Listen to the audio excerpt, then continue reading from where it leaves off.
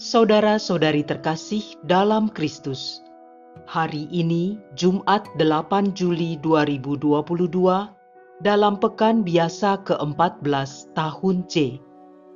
Bacaan dibawakan oleh Willy Wibianto, Mazmur dilantunkan oleh Nana Puspa Dewi, dan renungan ditulis oleh Christina Niko.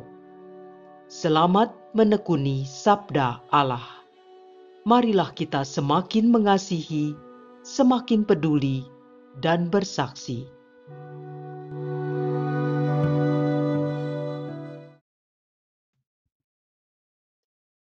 Dalam nama Bapa dan Putra dan Roh Kudus. Amin. Tuhan, Engkau memberikan kepada kami firman-Mu. Firman-Mu telah menjadi manusia dan kini menjadi bentuk kehadiran-Mu di tengah kami. Utuslah Roh Kudus yang Kau janjikan sebagai penghibur, yang mengajarkan kami makna firman-Mu itu. Kiranya inspirasinya membantu kami memahami firman yang telah ditulis dengan inspirasi ilahi. Jadikan pula kami melalui hembusan roh-Nya, tanah-tanah yang subur bagi pertumbuhan firman-Mu, hingga menghasilkan buah berkelimpahan. Demi Kristus Tuhan dan pengantara kami. Amin. Bacaan dari Nubuat Hosea, bab 14 ayat 2 sampai dengan 10. Bertobatlah, hai Israel, kepada Tuhan Allahmu, sebab engkau telah tergelincir karena kesalahanmu. Datanglah membawa kata-kata penyesalan, dan bertobatlah kepada Tuhan. Berserulah kepadanya, ampunilah segala kesalahan, sehingga kami mendapat yang baik. Maka kami akan mempersembahkan pengakuan kami. Asyur tidak dapat menyelamatkan kami. Kami tidak mau mengendarai kuda, dan takkan berkata lagi kepada buatan tangan kami, "Ya Allah kami," karena Engkau menyayangi anak yatim. Beginilah firman Tuhan. Aku akan memulihkan mereka dari penyelewengan. Aku akan mengasihi mereka dengan sukarela, sebab murkaku telah surut kepada mereka. Aku akan menjadi seperti embun bagi Israel, maka ia akan berbunga seperti bunga bakung, dan akan menjulurkan akar-akarnya seperti pohon awar. Ranting-rantingnya akan merambak, semaraknya akan seperti pohon zaitun, dan berbau harum seperti yang di Libanon. Mereka akan kembali dan diam dalam naunganku. Mereka akan tumbuh seperti gandum. Mereka akan berkembang seperti pohon anggur, yang termasyur seperti anggur Libanon. Efraim, apakah lagi sangkut pautku dengan berhala-berhala? Akulah yang menjawab dan memperhatikan engkau. Aku ini seperti pohon sanobar yang menghijau. Dariku engkau mendapatkan buah. Siapa yang bijaksana, biarlah memahami semuanya ini. Siapa yang budiman, biarlah mengetahuinya. Sebab semua jalan Tuhan adalah lurus, dan orang benar menempuhnya, tetapi pemberontak tergelincir di situ. Demikianlah sabda Tuhan.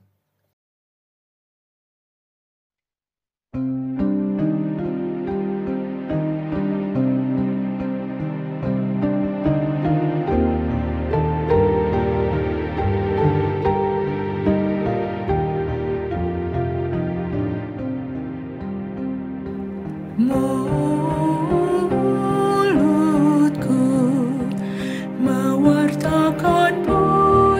puji-pujian kepadamu ya Tuhan. Kasihanilah aku ya Allah, menurut kasih setiamu. Menurut besarnya rahmat-Mu, hapuskanlah pelanggaranku. Bersihkanlah aku seluruhnya dari kesalahanku, dan tahirkanlah aku dari dosaku. Mulutku mewartakan puji-pujian kepadamu ya Tuhan. Tetapi Engkau berkenan akan ketulusan hati, dan dalam relung-relung hati Kau ajarkan hikmat kepadaku. Bersihkanlah aku dengan hisop, maka aku menjadi tahir. Basuhlah aku, maka aku menjadi lebih putih dari salju. Mulutku mewartakan puji-pujian kepadamu ya Tuhan. Ciptakanlah hati yang murni dalam diriku ya Allah, dan perbaharuilah semangat yang teguh dalam batinku. Janganlah membuang aku dari hadapan-Mu, dan janganlah mengambil Roh-Mu yang kudus daripadaku.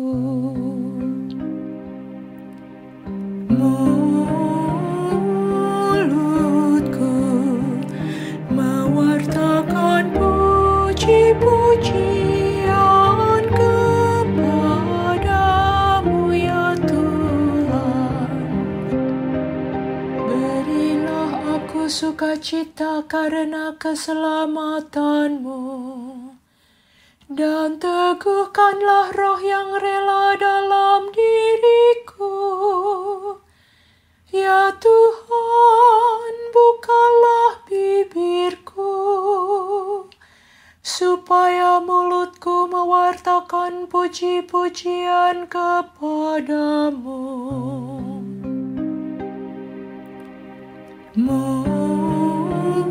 Mulutku mewartakan puji-pujian kepadamu ya Tuhan.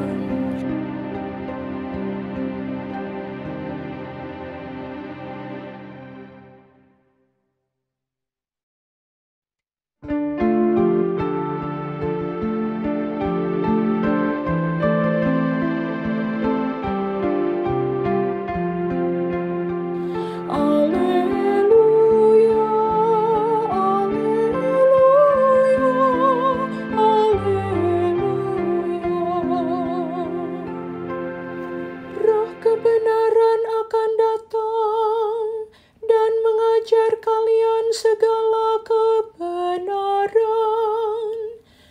Ia akan mengingatkan segala yang telah kunyatakan kepadamu.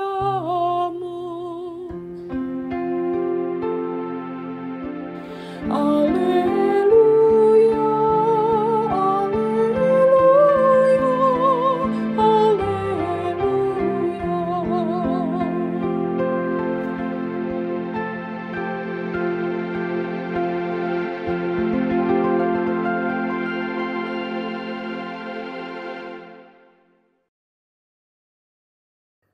Inilah Injil suci menurut Matius, bab 10 ayat 16 sampai dengan 23. Pada suatu hari, Yesus bersabda kepada ke-12 murid-Nya, "Lihat, aku mengutus kalian seperti domba ke tengah-tengah serigala. Sebab itu, hendaklah kalian cerdik seperti ular dan tulus seperti merpati. Tetapi waspadalah terhadap semua orang, sebab ada yang akan menyerahkan kalian kepada majelis agama, dan mereka akan menyesah kalian di rumah ibadatnya. Karena aku, kalian akan digiring ke muka para penguasa dan raja-raja sebagai suatu kesaksian bagi mereka dan bagi orang-orang yang tidak mengenal Allah. Apabila mereka menyerahkan kalian, janganlah kalian khawatir akan bagaimana dan akan apa yang harus kalian katakan, karena semuanya itu akan dikurniakan kepadamu pada saat itu juga. Karena bukan kalian yang akan berbicara, melainkan Roh Bapamu. Dialah yang akan berbicara dalam dirimu. Orang akan menyerahkan saudaranya untuk dibunuh. Demikian pula seorang ayah terhadap anaknya. Anak-anak akan memberontak terhadap orang tuanya dan akan membunuh mereka. Dan kalian akan dibenci semua orang oleh karena namaku. Tetapi barang siapa bertahan sampai pada kesudahannya akan selamat. Apabila mereka menganiaya kalian di suatu kota, larilah ke kota yang lain. Aku berkata kepadamu, sungguh, sebelum kalian selesai mengunjungi kota-kota Israel, Anak Manusia sudah datang. Demikianlah sabda Tuhan.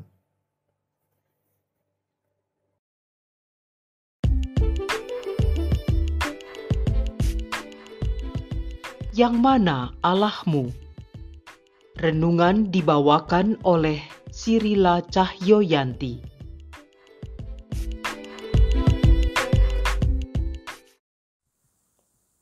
Kepada buatan tangan kami takkan berkata lagi, "Ya Allah kami."